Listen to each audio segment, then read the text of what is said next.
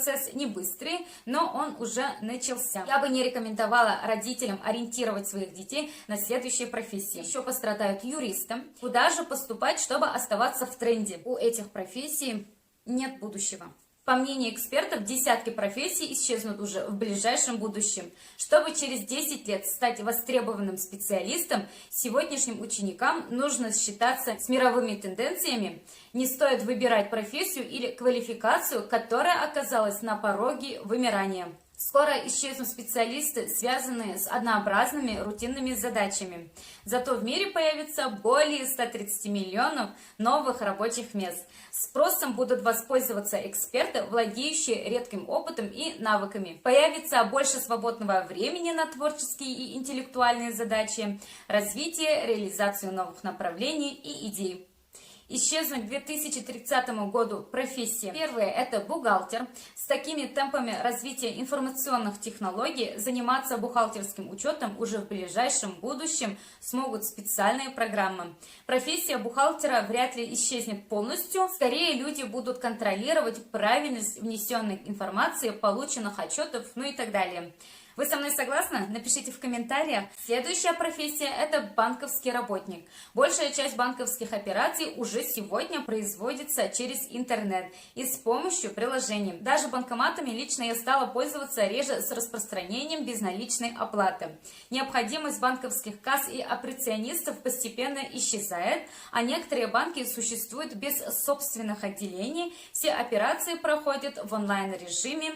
Тинькофф, например. Третья профессия – кассир. Лет через 10 они станут совсем не нужны. Покупатели в магазине сами будут сканировать штрих-коды на товаре с помощью специального ПО, установленного на смартфоне, и сразу платить электронными деньгами. Возможно, в каких-то заведениях кассиры еще будут нужны, но с распространением электронных платежей все меньше.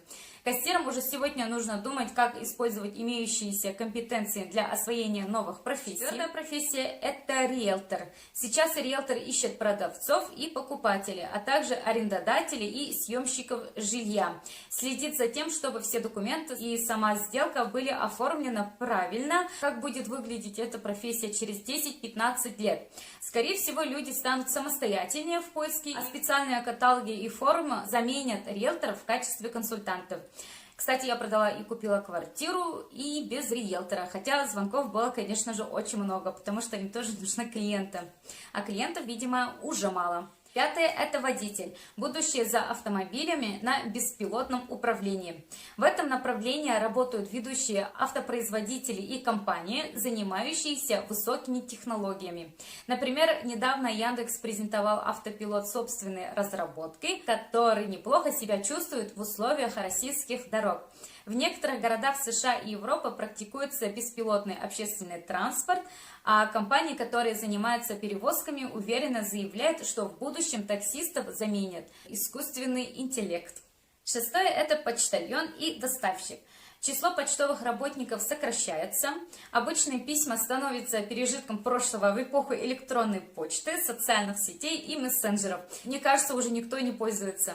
И свежие новости можно получать и в режиме онлайн. Пока в основном только необходимость доставки посылок заставляет почтовые службы держать штат. Уже исчезают и скоро, думаю, исчезнут совсем преподаватели и бизнес-тренеры, которые работают офлайн, не онлайн. Очень активно развивается обучение онлайн, вебинары, дистанционные вузы и так далее. Поэтому на пике спроса преподаватели, которые умеют работать онлайн, и те, кто умеет создавать вебинары, учебные курсы в онлайн. Многие профессии уже исчезли или практически исчезли. Например, это фонарщик, телефонист, оператор лифта, фотолаборант, ну и так далее. И в будущем еще многие специальности и целые сферы исчезнут, к сожалению. Еще, например, операторы станков и машин, работники типографии, турагенты. Кстати, в турагентство я давно уже не хожу, все через интернет покупаю. Библиотекари, работники нефтяной и газовой промышленности, некоторые медицинские специальности, УЗИ-специалисты, радиологи, психотерапевты, терапевты просто, хирурги, работники ГАИ, кстати, тоже, журналисты и репортеры, автомойщики. Таким образом, роботизация приведет к сокращению и замене роботами огромного пласта рабочих, которые имеют дело с монотонными и повторяющимися процессами. Также это швеи, рабочих конвейеров, операторы прессов и так далее. И не только рабочих, вероятнее всего, радикально уменьшится и количество хирургов. Распространение электронных книг приведет к упадку библиотек, сокращению библиотекарей и превращению книжных магазинов в антикварные. Прорывы в области искусственного интеллекта заставят уйти с работы практически всех журналистов, говорила уже об этом, врачей-диагностов. Это процесс не быстрый, но он уже начался. Также исчезнут рабочие ручных специальностей, их заменят роботом. Уборщики улиц, им на смену также придет специальная техника, те же роботы. Токари, уже сейчас их заменяют 5-координатные станки. Будут исчезать все профессии, которые поддаются математической алгоритмизации. Они будут автоматизироваться. Я бы не рекомендовала родителям ориентировать своих детей на следующие профессии. Еще раз повторюсь, это рабочие специальности, бухгалтерский учет, сотрудник ГАИ, таможенные дела, пограничная служба, ну и так далее. Многие профессии, на мой взгляд, из профессий превратятся в дополнительные компетенции. Например, переводчик или проект-менеджер.